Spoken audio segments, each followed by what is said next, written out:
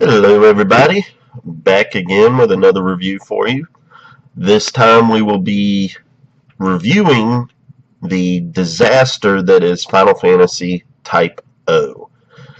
Now, I'm a huge Final Fantasy fan.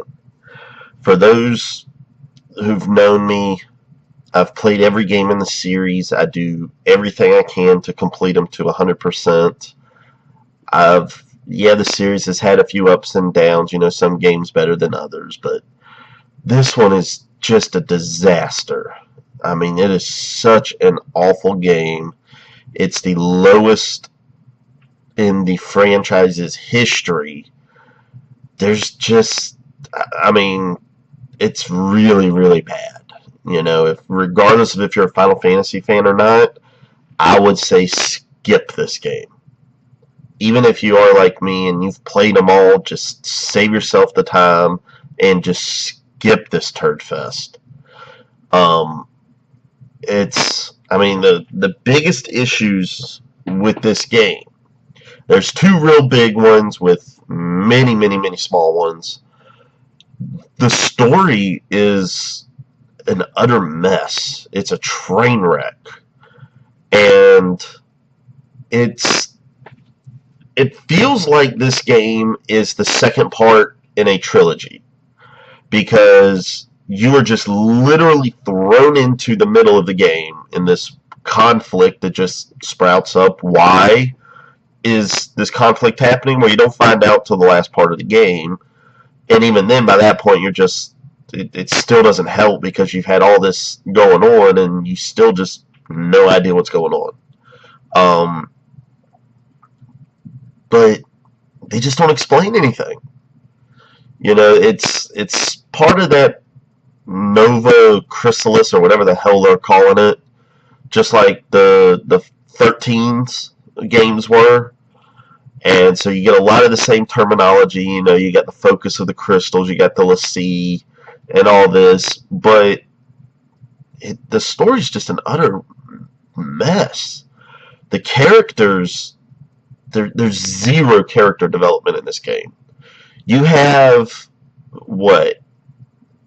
15 characters you get to play as in this game, and in the entirety of the game, none of them get developed at all. There's no development of their characters at all. You don't know anything about them.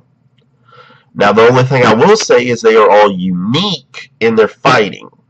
Each character has a very different weapon that they use, and they're cool with that. That's about one of the only positives I can give this game. Is that the fighting styles of each character is unique. Doesn't mean some of them are useful, but they're all unique. So, and that is really pretty much the only real positive I can give this game. Everything else is a negative. It's an awful game. You get characters that show up, side characters that just show up. The game treats it like we know who these people are, when they're there for a few scenes and then they're gone. And that there's supposed to be some big impact. Even the ending of the game, which I won't spoil for anybody, but it's supposed to be this big dramatic ending, and it just falls flat because you have no investment in these characters. I cannot feel anything for characters when something happens to them if I have no investment in them. And this game gives you no reason to have any investment at all in any of these 15 characters you play as. So I don't know if I could say enough how bad this game is. One of the cornerstones of the Final Fantasy franchise has been the visuals, the story, the characters, the music, and the visuals. You can tell, even though I played this on the Xbox One. Alright, this game originally came out for handhelds and was ported and HD for the consoles. The graphics are, you can tell they're from a handheld. I mean, it's uneven. You know, you'll have one character in the game who part of their body looks like it's from a handheld, and the other part looks a little better, you know, like it's from a console game. And it's just, the graphics are uneven. The gameplay mechanics are atrocious. Oh my god, they're awful. You know, another mainstay of Final Fantasies has always been the summons. Well, in this turd of a game, there's only like 4 or 5 summons. Class types, I'll put it that way. You know, you have your Ifrit, you have your Shiva, you have Odin, Bahamut, and there's and Golem. You know, so that's what you have, is 5. Well, each one of those 5 has about, you know, 10 or so different versions. Are there any differences in those versions? No. It's just a color swap, you know. But what makes it so bad is playing as these summons. Now, when you do a summon in this game, you're sacrificing a character. One of your characters will die to summon a creature. I never use the summons because of that. I'm not going to sacrifice a character just to have a summon, who, by the way, is on a time limit. They're on time limits. It's like, you can upgrade it, you know, with skills so that they're out a little longer, but they're on a time limit. It's like 60, 90 seconds, something like that. It's not very long. And it really makes you not want to use them at all. Another bad feature in this game is a deal called kill sight. Now, what kill sight is it's kind of a status effect. What this status does is, if you have kill sight on you, the next hit instantly kills you. No matter what. You're dead. That's what it does. And while that's not necessarily a bad thing on the character you're playing as, because you can evade, you can dodge, you can run off, your teammates aren't that smart, because they're AI controlled.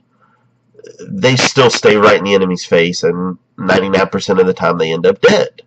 And in this game, there's no reviving. Not really.